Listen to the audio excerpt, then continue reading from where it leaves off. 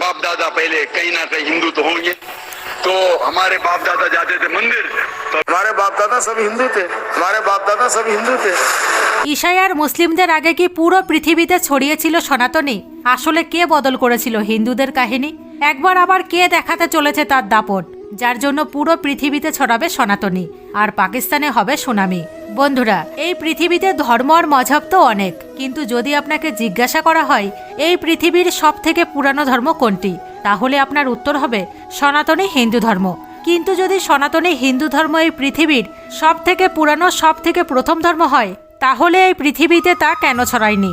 কেন সনাতন ধর্ম ভারত আর নেপালের মতন দেশেই সীমিত? বন্ধুরা, এই কথা তো প্রমাণিত যে পৃথিবীতে সর্বপ্রথম সনাতন ধর্মেরই জন্ম হয়েছে, আর এই কথাকে অন্যান্য সমস্ত দেশের সাথে সাথে পাকিস্তানও মানে। ऐसे यहाँ पे सारे भाई पहले सिख थे और ये हिंदू थे, हिंदू के बाद मुस्लिम, फिर सिख, इस तरह था।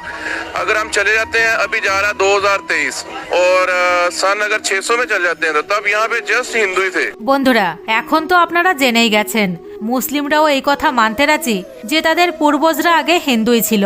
কিন্তু হাজার হাজার বছর আগে এমন কি হয়েছিল যা সনাতন সংস্কৃতিকে ধ্বংস করে দিয়েছিল? তার স্থানে ইসলাম আর ইহুদির মতন ধর্মকে মানুষ আপন করে নেয়। সনাতন সংস্কৃতি কেবলমাত্র ভারতেই সীমিত থেকে যায়। বন্ধুরা, এর জন্য আমাদের হাজার হাজার বছর আগে সেই সময় যেতে হবে আর জানতে হবে সেই সময় এমন কি হয়েছিল যার কারণে সনাতন ধর্ম আজ পুরো পৃথিবীতে আমরা দেখতে পাই না। এই ভিডিওতে আমি আপনাদের বলবো হিস্ট্রি অফ হিন্দু, অর্থাৎ সনাতনের ইতিহাসের সম্পর্কে।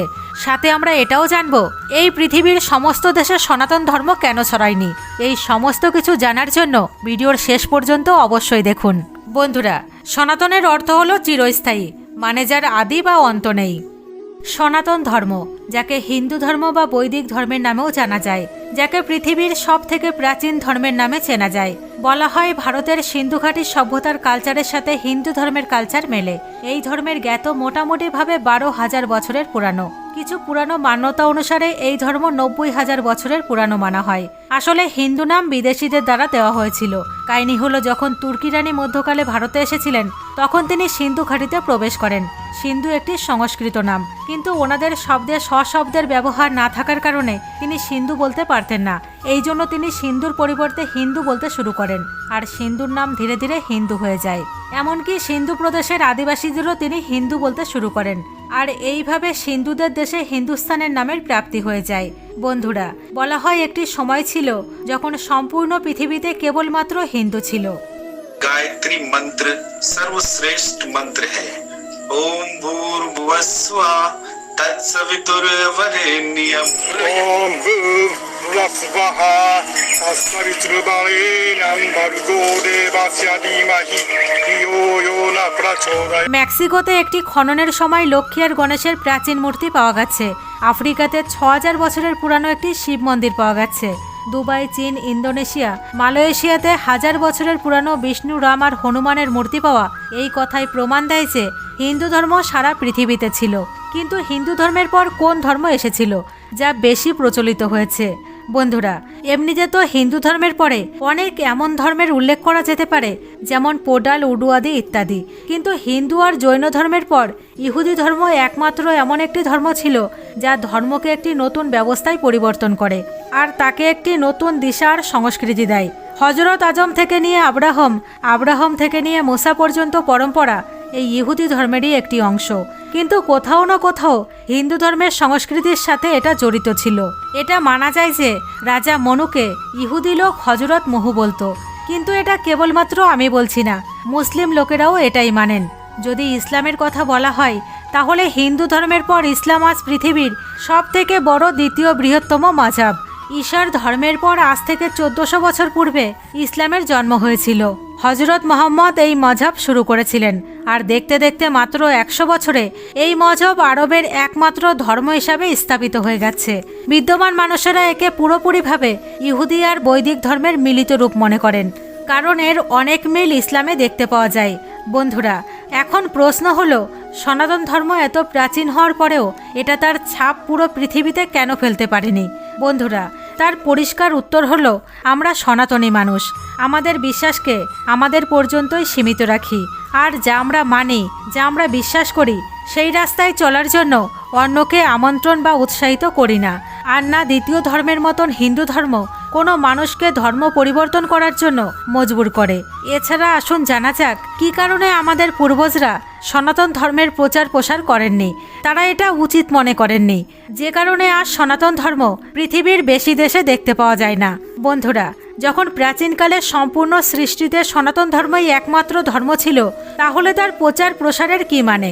যখন সবাই হিন্দু, তখন কার কাছে কার প্রচার করবে? এর পরেও যদি কেউ প্রচার করে, তার উদ্দেশ্য একমাত্র নিজের ধর্মকে অন্য লোকের কাছে মান্যতা দেওয়া, অন্য মানুষদের কাছে প্রচার করা, নিজের মানুষদের মধ্যে নিজের ধর্মকে দৃঢ়রূপে প্রতিষ্ঠা করা, ধর্মের নিয়মকে বোঝানো আর অন্যকে এই ধর্মের নিয়মকে শেখানো। আর দ্বিতীয় কারণটি ছিল দ্বিতীয় ধর্মের মানুষকে নিজের ধর্মে ধর্মান্তরিত করা। এর মানে হলো ধর্ম পরিবর্তন করার যেহেতু কোনো কারণ ছিল না, ওই সময় দ্বিতীয় কোনো ধর্ম ছিল না, আর কাউকে ধর্মান্তরিত করার কোনো চিন্তা ছিল না, কোনো বিচার ছিল না, এই জন্য নিশ্চিত রূপে হিন্দুরা কখনো চিন্তাই করেনি ধর্মের প্রচার প্রসারও করা উচিত। আসুন বন্ধুরা, এর ইতিহাসকে বোঝা যাক। হিন্দু ধর্মের জড়তা সর্বপ্রথম তখন উৎপন্ন হয় যখন ইন্দু আর আরিয়ান ধর্মান্তরিত হয়ে সিন্ধু ঘাটিতে বসে যায় আর তাদের ভাষা আবাদী হরপ্পা সভ্যতার সাথে প্রবাহিত রূপে মিলিত করে। তারপর এক নতুন সভ্যতার উৎপন্ন হয় যখন স্বদেশী আর প্রবাসী সংস্কৃতি একসাথে মিলে যায়। বন্ধুরা, বৈদিক কাল হিন্দু ধর্মের প্রথম সময়কে বিভক্ত করে, যখন বেদ জীবনের চলনকে নিয়ন্ত্রণ করত। বেদ 4, যেমন ঋগ্বেদ, সামবেদ, যজুর্বেদ আর অথর্ববেদ নামে জানা যায়। আপনাদের জানিয়ে রাখি, জানা যায় বৈদিক সাহিত্য মোটামুটিভাবে 1500 ঈশাপূর্ব আর 500 ঈশার আশেপাশে লেখা হয়েছিল। বৈদিক কালের পর মহাকাব্য, পৌরাণিক আর শাস্ত্রীয় কালও আসে, আর দেবতাদের পূজার সাথে সাথে ধর্মের প্রচার প্রসারও আবশ্যক তৈরি হয়। এরপর মধ্যকাল, যা 500 থেকে 1500 ঈশা পর্যন্ত চলে। এতে বৌদ্ধ ধর্মের সাথে হিন্দু ধর্মও অনেক বেশি চলে এবং অনেক বেশি প্রচলিত ধর্ম ছিল। তখন এর সাথে পুরো বিশ্ব জুড়ে, পুরো দক্ষিণ পূর্ব এশিয়া, মধ্য এশিয়া এবং বিশ্বে ছড়িয়ে পড়ে সনাতন ধর্ম।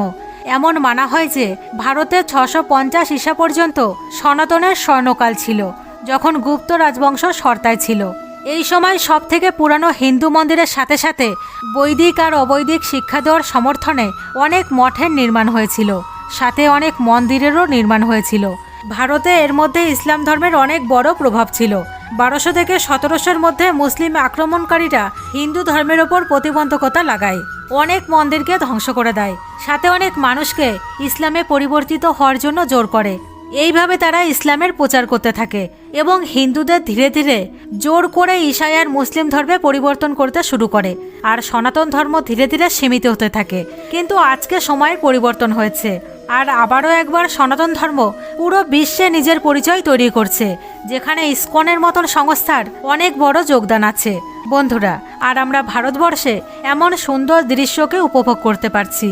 এর মানে এটাই মনে হচ্ছে এখন আর সেই দিন বেশি দূরে নেই, যেদিন পুরো পৃথিবী আবার সনাতনে ভরে উঠবে, পুরো বিশ্বের মানুষ আবারও একবার সনাতন ধর্মকে আপন করবে।